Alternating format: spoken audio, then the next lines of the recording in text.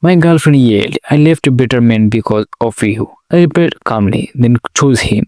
I picked up my car keys and walked out without looking back. That evening, she texted me, I need to talk to you right now. But when she saw what was waiting outside the house, she couldn't say a single word. My name is Alex.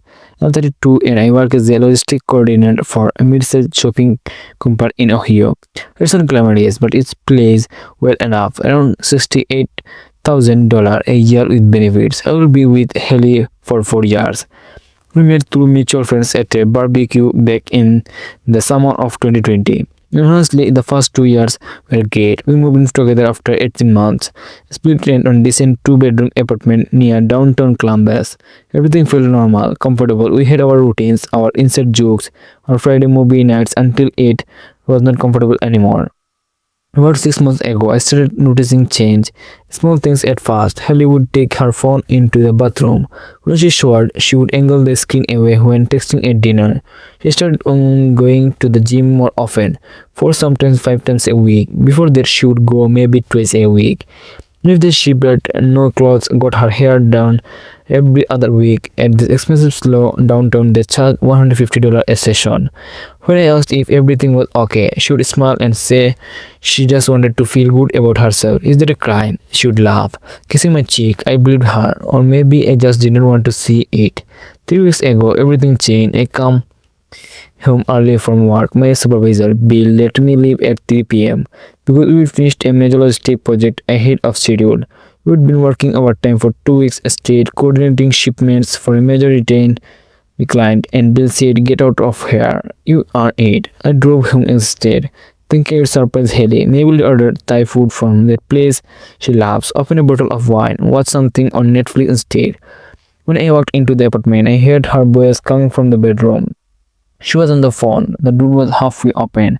I stopped in the hallway. I know, baby. I know it's just hard right now. He does not suspect anything. My heart started pounding. No, I cannot leave yet. The lease is in both our names and I need to figure out the deposit situation fast. Plus, he's been helping with my car payments. I'm not stupid. I felt like I'd been punched in the stomach. You are so much better than him. You actually have ambition. You are going places. He is just comfortable boring. He will probably be doing the same job in 10 years. I stood there for maybe 30 seconds listening to her laugh at something he said. Then I quickly backed out of the apartment, walked down the stairs and sat in my car in the parking lot of 20 minutes, staring at nothing. Finally I expected her still at work, be home around 6 am. She replied immediately, okay babe, see you tonight, red heart. That night at dinner, she ate completely normal, smiled, kissed my cheek when I walked in, asked about my day, made spaghetti, carbonia my favorite, how was work? She asked, twirling pasta on her work, fine long, tearing. Poor baby, you are too hard. I said nothing. I just ate and nodded and felt this growing numbness spreading through my chest. Update 1. For the next 2 weeks, I played along. I smiled and nodded. I kissed her goodbye in the mornings. I pretended everything was fine when I quietly started moving money around. I opened a new bank account at a different branch, Fifth Third Bank across town. I started transferring funds bit by bit, $500 here, $800 there. Not enough that she would notice, but enough to build a safety net. I transferred about $8,000 total over 10 days. I also called our landlord, Mr. Peterson, and explained the situation. I would always be the one who paid rent on the time every month. So we had a good relationship. Listen, Mr. Peterson, I need to talk to you about something personal. I said on the phone, my girlfriend and I are splitting up.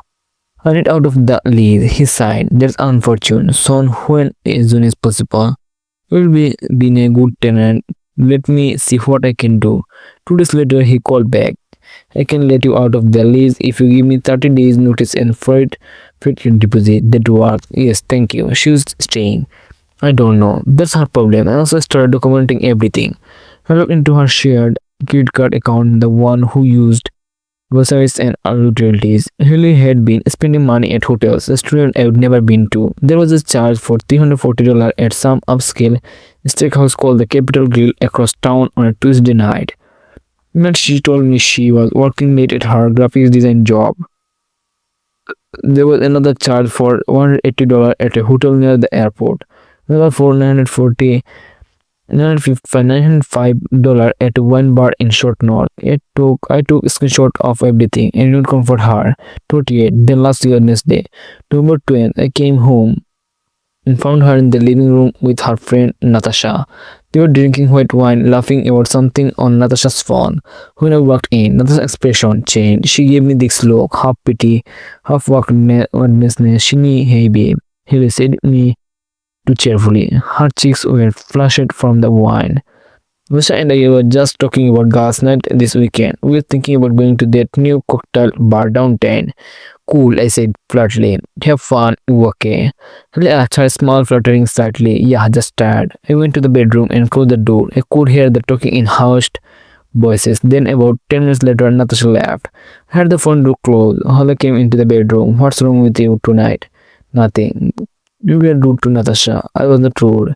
I said 2 words to her. She crossed her arms. She would be acting right off her day. I'm fine. Hello, are you sure? Because I said I'm fine. She stared at me for a moment, then left to the room. The night she came to bed around midnight and curled up next to me like nothing had happened. You sure you are okay? She whispered. Yeah. She kissed my shoulder. I love you.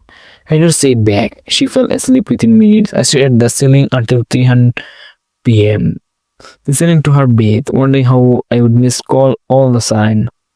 A bit too. Friday morning, November 22nd, I woke up before Holly. I had already packed 2 suitcases and moved them to my car. The night before, while she was in the shower, I would also boxed up some important documents. My birth certificate, passport, tax returns, some family photos I had planned, and I was sticking to it. I went to work like normal. Around lunchtime, I got a text from Holly. What do you want for dinner tonight? Thinking about making pasta, I replied. Sounds good at 4 p.m. I left work early again. I told Bill I had a personal emergency. He didn't ask questions. I drove to our apartment, walked up the stairs, and found Holly on the couch in yoga pants and an oversized sweater, scrolling through her phone. Probably texting him. She looked up, surprised. You were home early? Yeah. She smiled. Everything okay? I sat down across from her in the armchair. Actually, no, her smile faded. What do you mean? I know about him. The color drained from her face. What? I know about whoever you will be seeing. I had on the phone 2 years ago. I had been seeing the credit card statements, the hotels, the streets, all of it. She started crying immediately, not the real kind, the performative kind, the kind where she knew she was caught and needed to gain control of the situation. Alex, I can explain. Don't want an explanation. It's not what you think. Hello, stop. No, listen. I don't want to listen. I only want you to be honest for once in the last 6 months. She wiped her face with her sleeve. Okay, yes. I have been seeing someone. His name is Troy. I met him at the gym, but Alex, it's not serious. So just what? I don't know. Even have been together for so long. I felt stuck, like we are not going anywhere. He was so content with everything. Never want more. Never push for a promotion or talk about the future or so. Instead of talking to me about it, you cheated. He was going to tell you when after you figured out how to keep using me for rent and car payments. Her eyes went cold. The tears stopped. That's not fair, isn't it you? You said it yourself on the phone. You can't leave yet because I'm paying for your car. You said that heavily. She stood up, her voice rising. You know what, Alex? Maybe I did cheat, but you made me feel invisible. Stop trying. Stop caring about us. To actually listen to me. He has goals. He is building a real estate business. He's been going somewhere. He's not just coasting through life like you. I stared at her. Her face was red now, angry. This was the real Haley, not the sweet girlfriend who made carbona and kissed my cheek. This is so go to him. I said quietly, what? If he's so much better, go be with him. She blanked. Are you serious right now? Completely she laughed bitterly.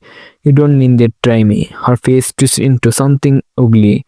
Fine, you want to know the truth. I left a better man because of you. You wanted me to move in with him 2 months ago, but I stayed because I felt sorry for you. I picked up my keys from the coffee table, Hanchu's hand. What are you doing? I walked toward the door. Alex, where are you going? I didn't answer. I opened the door, walked down the stairs, got in my car, and drove away. I didn't look back. Update 3. That evening around 8 p.m., I was at a sports bar near my office nursing a beer and trying to process everything when my phone buzzed. Alex, I need to talk to you right now. I ignored it. 10 minutes later, another text.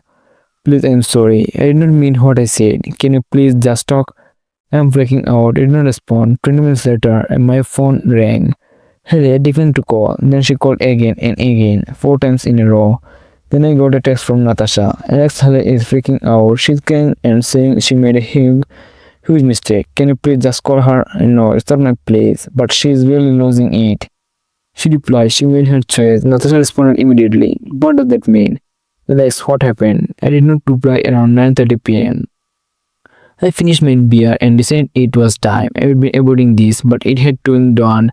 I drove back to the apartment, not to talk, not to reconcile, to get the rest of my things. When I pulled into the parking lot, I saw Haley standing on the front steps of the building, looking at the driveway. Her face was pale.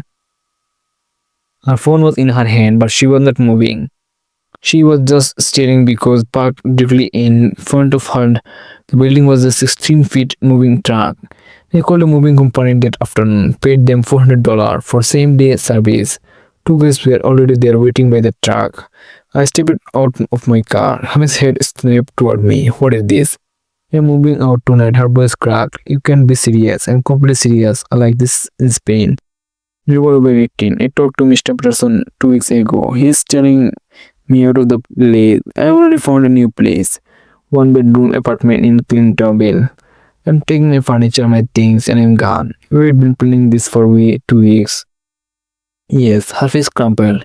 Alex, please don't do this. You already did it. I made a mistake. I will end it with through right now. I swear, I'll do whatever it takes. Please, I walked past her toward the building entrance. She gave my arm. Alex, I love you. I pulled away. No, you love what I could do for you. That's not true. It's over. You don't mean that. I do tear steam down her face. Please, please, please don't do this. I can't afford this place on my own. Where am I supposed to go? Coulter. Here she stepped at herself. He does not what we want to move in. Sounds like a real winner. I walked past her and unlocked the apartment door. The two movers followed me inside. For the next 2 hours, we loaded boxes, furniture, everything that was mine. My couch, my TV, my bookshelf, my bed frame. I bought it before we moved in together. So I stood outside the entire time calling my name, begging me to stop crying, threatening to call the police, which she did not because she knew she had no grounds. Then back to begging. Alex, please, you can work this out. I will go to therapy, couples therapy, whatever you want. I did not respond. I just keep loading boxes. At one point, Natasha showed up. She walked up to me while I was carrying a box to the truck. Alex, I'm sorry. I should have told you. Yeah, you should have. I didn't have known what to do. She's my friend and I was supposed to be her boyfriend. Natasha nodded, looking down. For what is odd? I think she really does regret it. Good. By 11:30 p.m., the truck was loaded. I handed the apartment keys to Mr. Peterson, who would come by to oversee overthinking everything and make sure there was no damage. He shook my head. Good luck, son. You are doing the right thing. Thank you. Haley is sitting on the curb now, her face in her hands, shoulders shaking.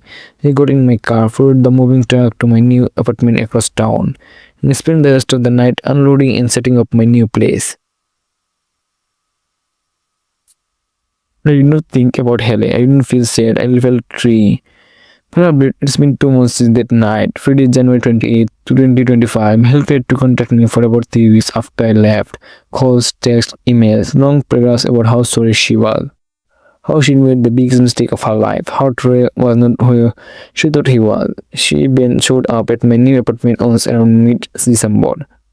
I saw her through the people standing in the hallway holding a box of my favorite cookies from the bakery used to go to. I did not answer the door. She stood there for 5 minutes, then left the box and walked away. I threw the cookies in the trash. Eventually, around New Year, she stopped trying and found out through Natasha, who surprisingly reached out to apologize for not saying anything earlier. That things with Joy Troy did not work out. Apparently, Haley actually tried to move in with him after I left. He begged of what? He told her where he was not ready for something that serious. Let's explain over coffee. Guess he just wanted the fun parts without the commitment. Shocking, I said. We ended up moving back in with her parents in Dayton. She's 29 years old. I also found out that Holler had cracked up about $4,200 in credit card debt under my name on our joint card. Charge I had not authorized. Expensive dinners, hotel rooms, gift sheet probably bought for Troy. I dispused that charge with the credit card company. Provided documentation showing I was not present for any of those transactions and good about $3,400 removed. The remaining $800 paid myself just to close the account and be done with it. As for me, I'm doing fine, better than fine. Actually, the new apartment is smaller, just 650 foot compared to our old 1,100, but it's mine. I delivered it the way I wanted. Bought a new chores, mounted my TV properly, started cooking more. I've been going to the green again 4 times a week. Regarded with same old Qley friends, I would lost touch with over the years. I started weekly basketball game on Saturday mornings. I even went on a couple of dates. Nothing serious yet, but I am not rushing. A few days ago, I ran into Haley at the Kroger on High Street. I was in the produce section picking out avocados and I saw her by the bakery counter. She was wearing sweatpants and jacket that looked 2 sizes too big. Her hair was in a messy ponytail. We made eye contact for maybe 2 seconds. I saw her mouth open like she was going to say something. I turned and walked the other way. I don't hate her, I really don't. I don't wish her harm or failure or misery. But I also don't owe her my time, my energy, my forgiveness, my patience. Some people, mostly mutual friends who reached out, think I should have tried to work it out. That I gave too easily. That 4 years together deserve more of a fight. But here's the thing, I didn't give up, she did. The moment she decided I was not enough and went looking elsewhere. The moment she lied to my face every single day for months. The moment she used me for financial stability while building an exit plan with someone else, it was over. I refused to be Anna's backup plan. I refused to be the comfortable option while she explores her exciting options. I am worth more than that, and honestly, that night when she saw that moving truck and realized I was not bluffing, that I was actually done. That was the last time she had any power over me. I took it back and I never giving it away again. It won. A few people have asked if I never confront her. I don't know what would be the point. He was not the ones who owed me loyalty. Hell is all. He's just some guy at a gym who saw an opportunity and took it. It too. For those asking about the joint account, I removed about 85% of my saving out before I left. She had access to maybe $900 when I walked out. I was not going to leave her completely broke, but also was not going to be let her drain everything I would work for at 3. I don't know if Haley ever thinks about what happened or if she would had told herself some story where I am the villain.